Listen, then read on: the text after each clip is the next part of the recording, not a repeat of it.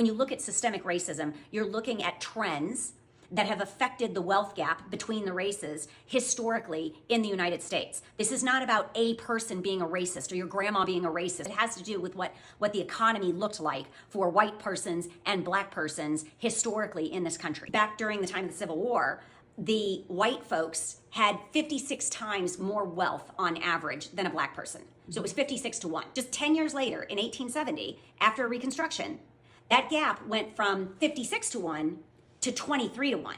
Pretty dramatic improvement in 10 years. The reason for that market improvement is that while black people were now allowed to purchase land and assets, so black wealth was going up, simultaneously white wealth was coming down because what was a huge part of their wealth? Slaves. Human beings that they were no longer allowed to own. By 1900, the gap had closed all the way to 11 to 1. The average white person had 11 times more wealth than the average black person. And then it stalled out.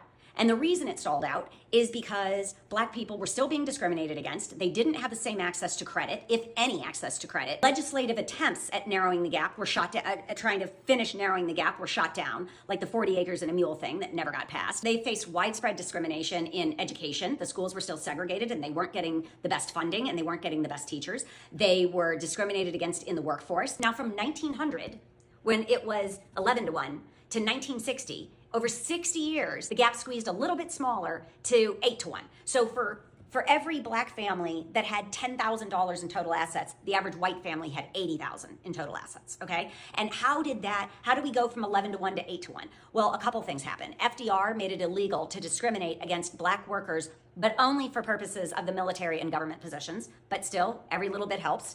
And then also, you had World War I and World War II. So many white men left the American workforce that black men were finally able to start moving up into higher paid positions. That doesn't mean they were paid the same as the white person who had previously done that job, but they were being paid more than they were previously, and they were getting access to higher skilled work. So then by the 1980s, the gap had closed to 5 to 1.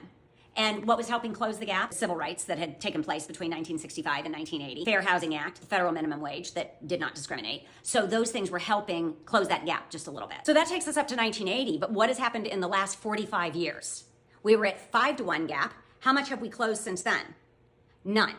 In the last 45 years, we've gone backwards. So we are now at a 6 to 1 gap. The average white family has 6 times more wealth than the average black family. And why is that happening? Well, because wealth compounds. It's not just about who has the ability to earn X salary. It's that the white families were starting with more wealth, more property, more stocks, bonds, etc. And they're able to compound that wealth. Whereas if the black and brown populations are starting without those assets, they don't have the ability to compound. They end up having to spend what they earn.